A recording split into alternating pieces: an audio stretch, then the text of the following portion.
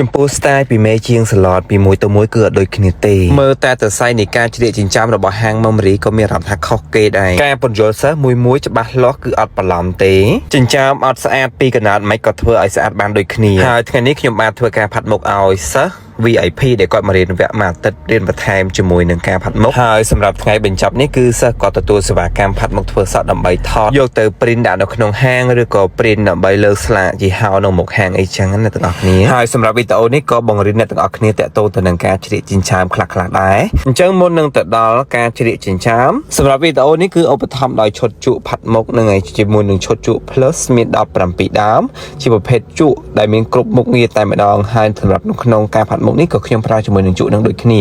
ហើយចំពោះក្រែមលៀបមាត់គឺខ្ញុំប្រើប្រាស់ជាមួយនឹង Diamond Lip Matte ដែលជាប្រភេទក្រែមស្ងួតជាប់ពណ៌បានយូរងាយស្រួលបន្លែនពណ៌និងធ្វើឲ្យបបោមាត់យើងថ្លាក្មេងជាងវ័យតែម្ដងបងប្អូនអាចទិញពីខ្ញុំក៏បានឬក៏អាចរកទិញនៅក្នុង Page Plus Cambodia តើឥឡូវមុននឹងចូលដល់ធ្វើការគូចិញ្ចាំអ្នកទាំងអស់គ្នាផាត់មុខឲ្យបានស្អាតសិនមកណានឹងឲ្យតុបតែងមុខគេឲ្យបានស្អាតមកសិនដោយសារតែចិញ្ចាំហើយនឹងក្រែមគឺក្រោយគេហើយបងប្អូនដែលធ្លាប់តាមដានជាមួយនឹងវីដេអូរបស់ខ្ញុំបានគឺអ្នកទាំងអស់គ្នាដឹងហើយការឈុតចិញ្ចាំរបស់យើងគឺ style របស់យើងគឺចាប់ផ្ដើមពីដំបូងឡើយគឺយើងត្រូវការមានជាចិញ្ចាំគោលសិន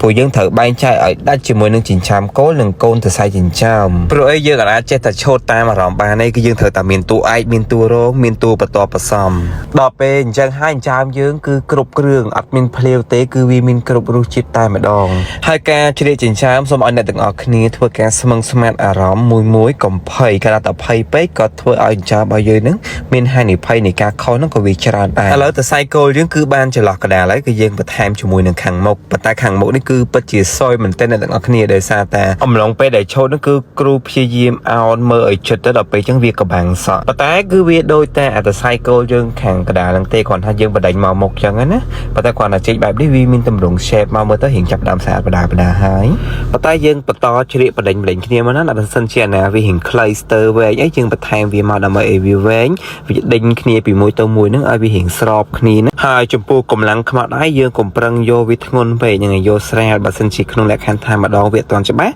យើងអាចថែម2ដងអញ្ចឹងអ្នកទាំងអស់គ្នាអាចមើលគំរូគ្រូឆូតទៅតាមនៅក្នុងវីដេអូហ្នឹងទៅអញ្ចឹងគ្រូចង់បញ្ជាក់បន្តិចតាក់ទងទៅនឹងសិស្សដែលគាត់ឆ្ងល់ថាហេតុអីហាងម៉មរីនៅឆ្ងាយសោះនៅតែមានសិស្សដែលគាត់ទៅរៀនបន្ថែមតិចៗខ្លីៗហ្នឹងមកពីខេត្តឆ្ងាយឆ្ងាយច្រើននឹងឲ្យមិនថាអំពេញមិនថាខេត្តឃើញមានអ្នកមករៀនរហូតមូលហេតុអីគឺរៀនជាមួយនឹងហាងម៉មរី Beauty គឺមួយគឺដឹងមួយតែម្ដងគឺចំនួនសិស្សគឺយើងប្រាប់សិស្សត្រង់តែម្ដងហ្នឹងហើយគ្រូមួយសិស្សមួយឬក៏គ្រូមួយសិស្សពីរគឺប្រាប់ត្រង់មិនយកថោកតម្លៃ100 200ហើយនឹងឲ្យដាក់គ្នាសិស្ស10 20នាក់អីណាអត់ទេណាហ្នឹងហើយគឺតែសិស្សច្រើនហើយគឺដឹងតែសិស្សគឺអត់សូវចេះទេទី1ឧទាហរណ៍ថាបើសិស្សគ្រូបរិញ្ញាសិស្ស10នាក់អញ្ចឹងគ្រូបរិញ្ញាលើ model មួយគឺសិស្សត្រូវ10នាក់អង្គុយមុខក្រោយដើម្បីមើលហ្នឹងតែបើសិនជាគ្រូមួយសិស្សមួយគឺសិស្សនឹងអង្គុយមើលបានចិត្តតែម្ដង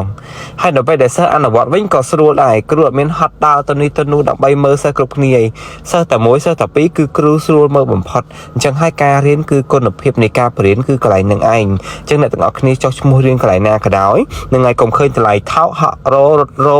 ញ្ចឹងត្រូវសួរចំនួនសិស្សសិនថាសិស្សគេបរៀនប្រហែលនាក់ហ្នឹងឯង VIP ផាត់មុខមួយអាទិត្យទៅយកតែម្នាក់200ហ្នឹងហើយបើសិនជាយកសិស្ស10នាក់ក៏បាន2000ដែរតែអត់ចង់ធ្វើអញ្ចឹងបានលុយច្រើនមែនប៉ុន្តែសិស្សដល់ពេលគ្នាច្រើនអញ្ចឹងទៅគាត់រៀនអត់សូវបានដិតដល់រៀនអត់សូវចេះអញ្ចឹងទៅមានអារម្មណ៍ថាដិតពួកគាត់អញ្ចឹងហើយសុខចិត្តយក